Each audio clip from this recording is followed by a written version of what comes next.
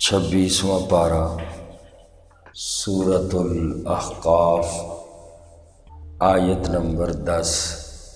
اعوذ باللہ من الشیطان الرجیم،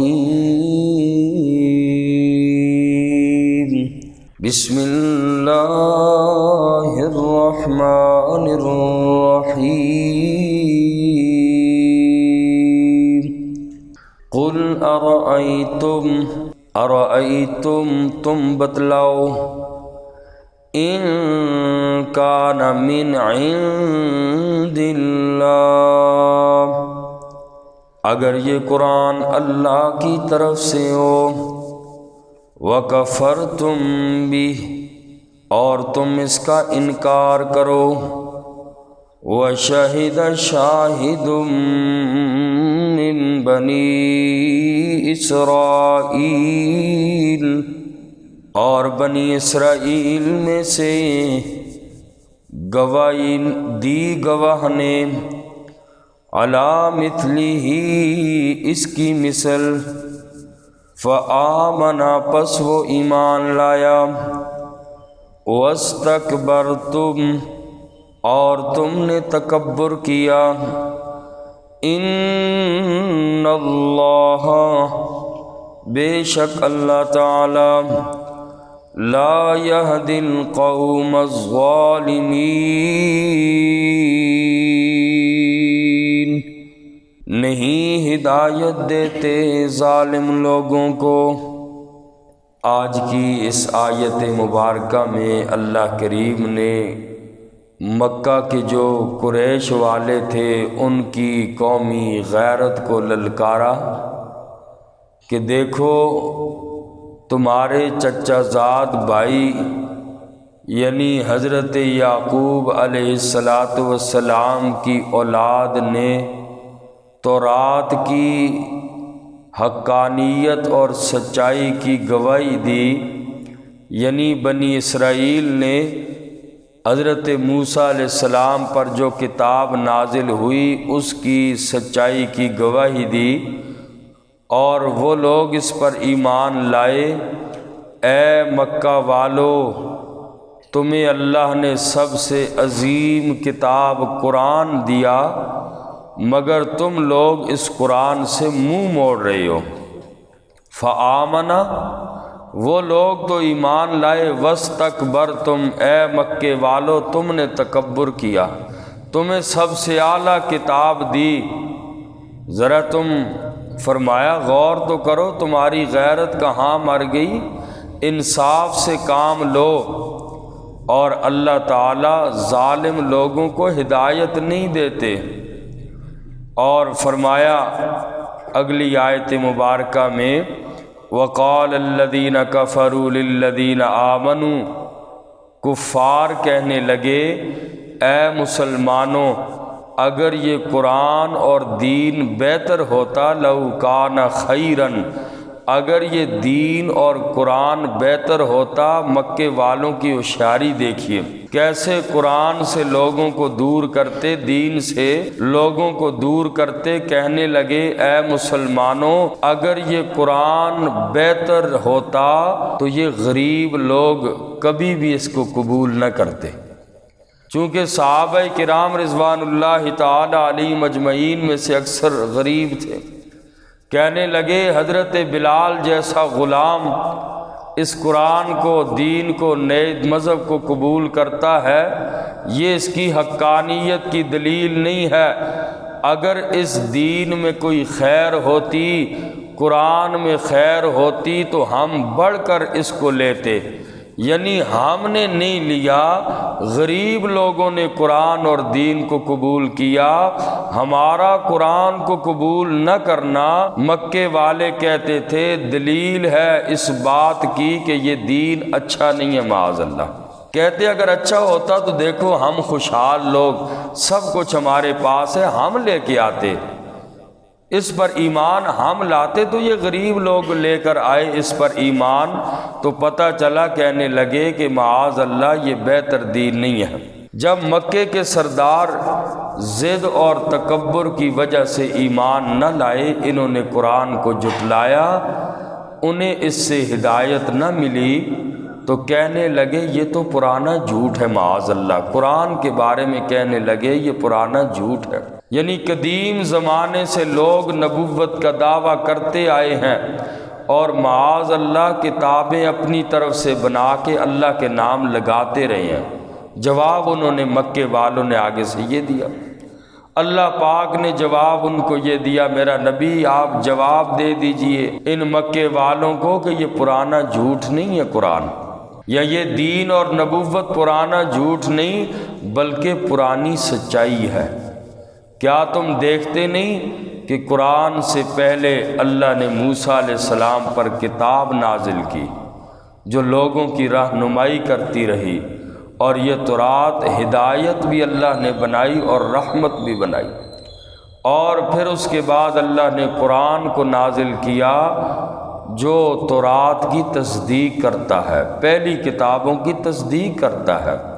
اے مکے والو، یہ قرآن تو اللہ نے تمہاری مادری زبان میں نازل کیا، اور قرآن کریم کا مقصد بھی آخر میں بیان کیا کہ قرآن کے نزول کا مقصد یہ ہے لِيُنذِرَ الَّذِينَ ظَلَمُوا، تاکہ ظالم لوگوں کو اللہ کا قرآن ڈر سنائے۔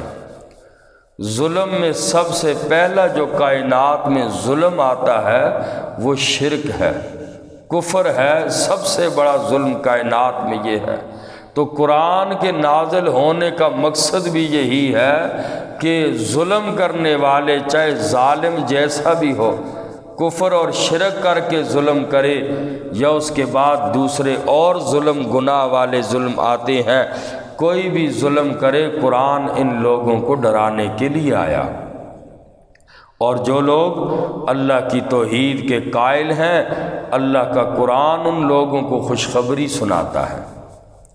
آیت نمبر 11 دیکھیے، فرمایا وَقَالَ الَّذِينَ كَفَرُوا، اور کافروں نے کہا لِلَّذِينَ آمَنُوا، ایمان والوں سے، لَوْ كَانَ خَيْرًا، اگر ہوتا وہ قرآن بہتر، مَا سَبَقُونَا إِلَيْهِ، نہ آگے بڑھتے وہ ہم سے اس قرآن کی طرف۔ مکے والے کافر کہتے تھے یہ غریب لوگ ہم سے آگے نہ بڑھتے اگر یہ قرآن سچا ہوتا۔ وَإِذْ لَمْ يَهْتَدُوا بِهِ، اور جب نہیں ہدایت پائی انہوں نے اس کی، یعنی قرآن کو قبول نہیں کیا، مکے والوں نے کیا کہنے لگے، فَسَيَقُولُونَ، پسند قریب وہ لوگ کہیں گے، هَذَا إِفْكٌ قَدِيمٌ، یہ پرانا گڑا ہوا جھوٹ ہے، معاذ اللہ۔ وَمِن قَبْلِهِ، اللہ فرماتے ہیں یہ پرانا جھوٹ نہیں، پرانی سچائی ہے۔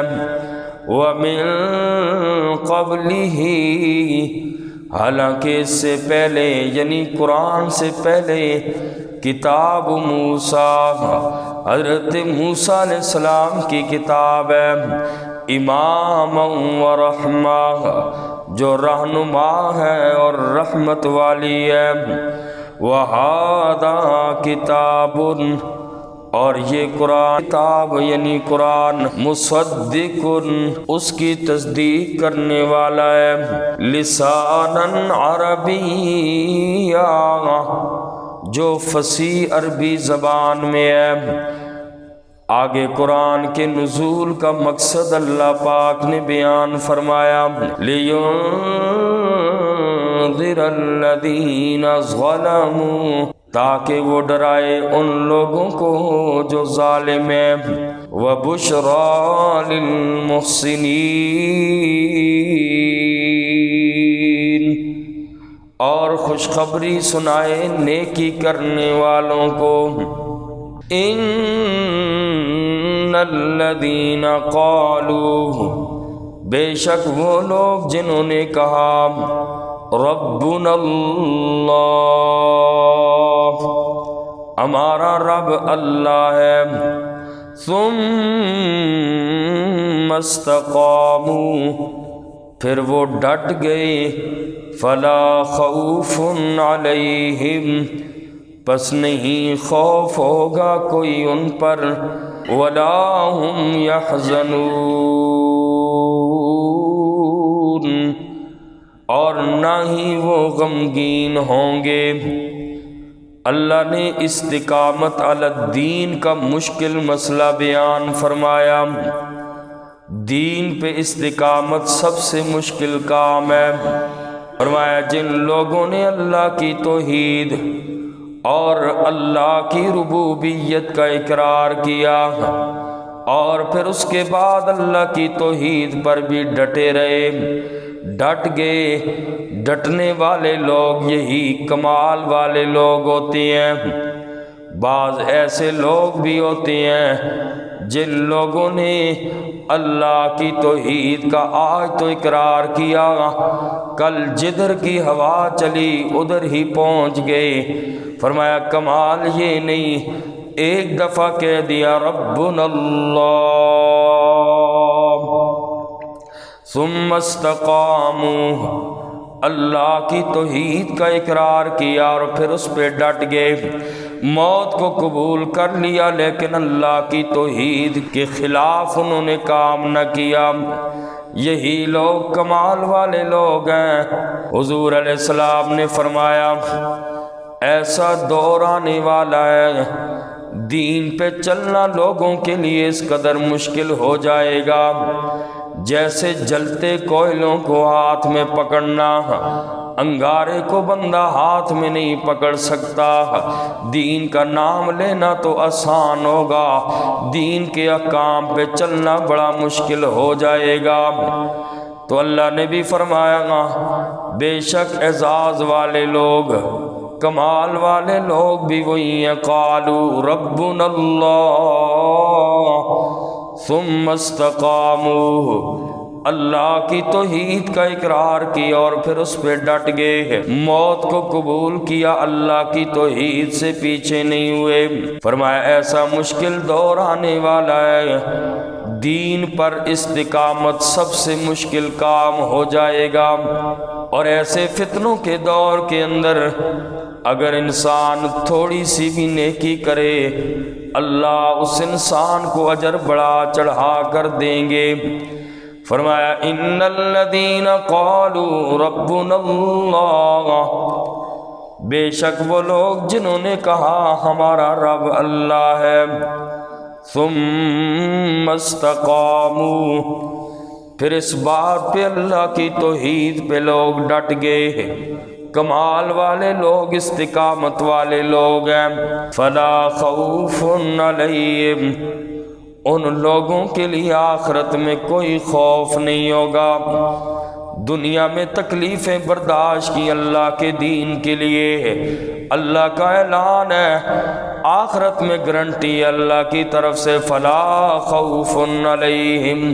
دنیا میں تم نے تنگیاں مشکلات دیکھی، اب آخرت کی زندگی اطمینان سے گزارو، فلا خوف علیہم، کوئی خوف نہیں ہوگا ان پر، ولا هم يحزنون، اور نہ ہی وہ لوگ غمگین ہوں گے۔ اولئک اصحاب الجنہ، یہی لوگ جنتی ہیں، جنت والے ہیں، جن لوگوں نے استقامت علی الدین اختیار کیا، خالدین فیہا، ہمیشہ ہمیشہ رہیں گے اس جنت میں، جزاء بما کانوا، بدلہ ہے بما اس چیز کا کانوا یعملون،